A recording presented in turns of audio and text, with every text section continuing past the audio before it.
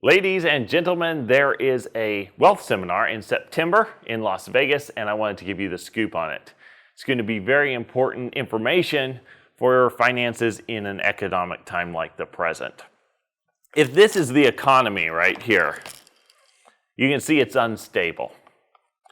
And when it comes to finances, there's a right way to do things and there's a wrong way to do things. Unfortunately, a lot of people are doing things the wrong way, but let's talk about the right way to do things. The right way to do things is to start with protection, which is this blue ring. Then make sure you have a good savings plan to keep more of the money you make. Manage any debt that you have. Conservative investments to get more return on your money. And finally, this is optional, but you can choose a little bit higher risk investment if you want. Unfortunately, what most people do when it comes to their financial portfolio is they go out looking for a high return. That's potential in these very risky investments, so they add those first. Then, when they see the risk that comes along with this investment, maybe extra expenses, maybe just underperformance for a while or forever, then they say, well, I should really diversify, and they add a more conservative investment. Now they feel like they're really diversified, have a little bit of everything, and they're probably good, except that they don't have much available money because it's all tied up in these.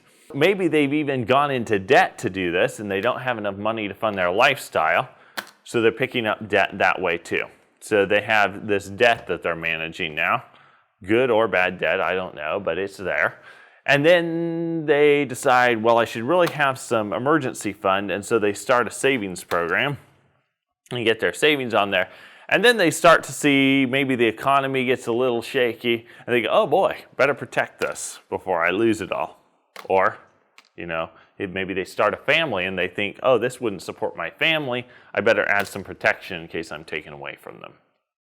Well, everything's going along, maybe months, maybe years pass, we don't know, but the economy has been rolling along and suddenly it heads for a correction. What are the first two things to go? Protection, number one, and savings, number two. All that they're left with now is their debt and their underperforming investments. And then some people even go bankrupt, try and get rid of this, and then they lose these and they have nothing. But let's be honest, just getting stuck at this point is a pretty bad idea. And so what we teach people to do is to do things the correct way. To start with protection, that's a great foundation. Then on top of that, make sure that you're keeping more of the money you make, so you have it saving and available to you. Now there's good debt and there's bad debt. Good debt would be debt that gives you a tax advantage or gives you more cash flow. There's also bad debt. This ring represents debt management. That means managing your good debt, keeping it, working for you, and paying off bad debt. So you get your debts taken care of, then you can start looking for ways to get a better return on your money because you have cash flow to employ in that. And then this is optional, but some people would like to add the potential of a high return. And that usually involves more risk, but that's doable at that point because you have all this taken care of. Look at how this performs in a unstable economy. Much better. And so that's what we want. We're going to be talking about these things at the Wealth Seminar in September. It's 16th and 17th is a Friday and Saturday in September. It's going to be here in Las Vegas. And we're going to cover how you get this protection, how you keep more of the money you make, how you manage bad debt, how you get higher returns on money that you have to employ for you.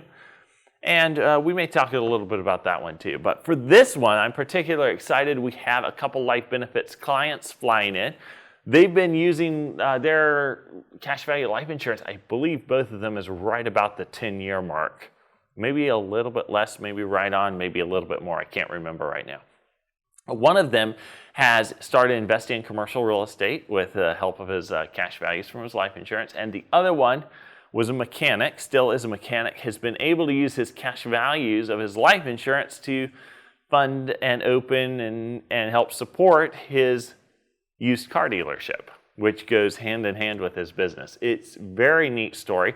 I can't wait for you to hear about it, but they're going to be there live in person, sharing about what they did and answering questions if you have questions about it. So that's going to be really good.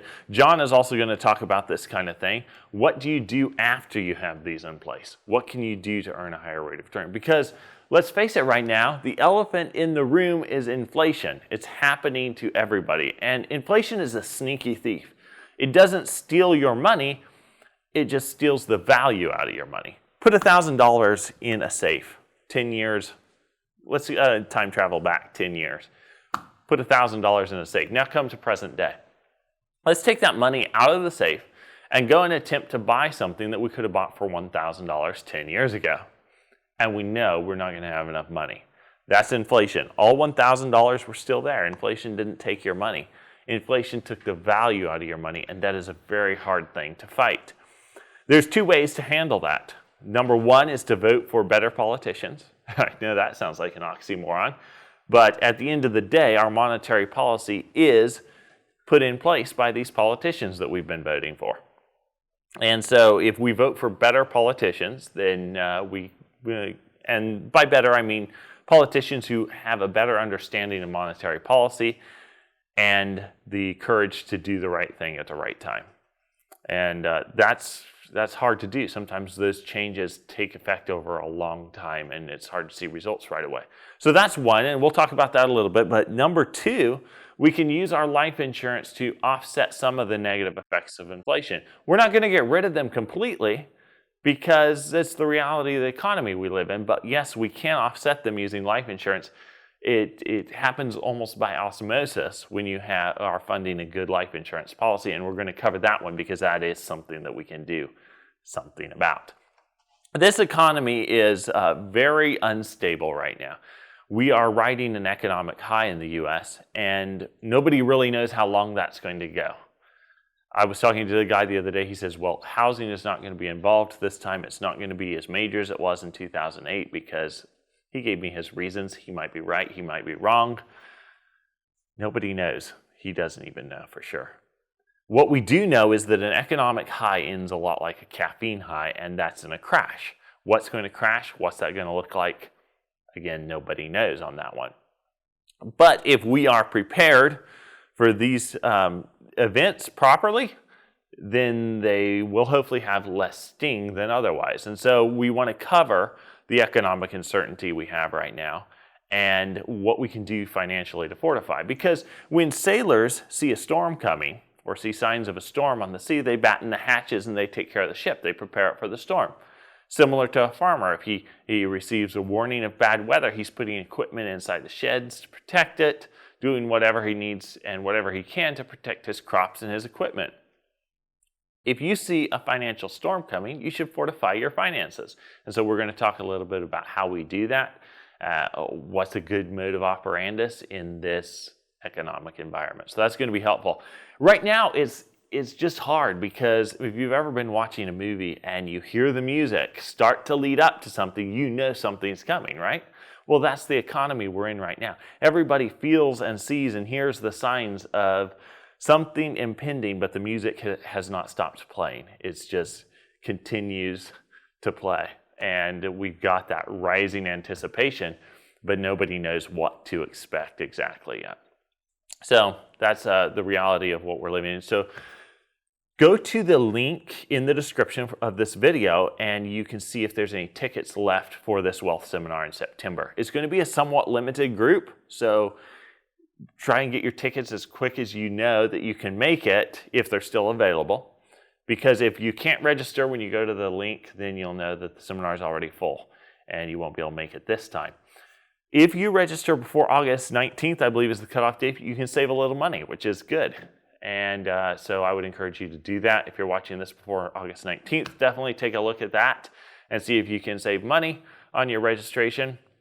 If it's after August 19th, see if there's still a seat available, and if so, pick it up if you can. We are going to cover all of this and a few more things at the Wealth Seminar. On Friday, you can fly in that morning if you're coming in from out of state because it starts in the afternoon. And what we cover in the afternoon on Friday are the foundational principles and the understanding that you should have to be able to fortify your finances. It's also going to help extremely to set that base on Friday afternoon so that you have it going into Saturday, because Saturday is going to be the meat and potatoes of the event. However, you're going to get more out of it if you have that understanding from Friday afternoon. So go check that link, see if there's tickets available, get those tickets if you can, and we'll look forward to seeing you here in Las Vegas, September 16th and 17th for the Life Benefits Wealth Seminar.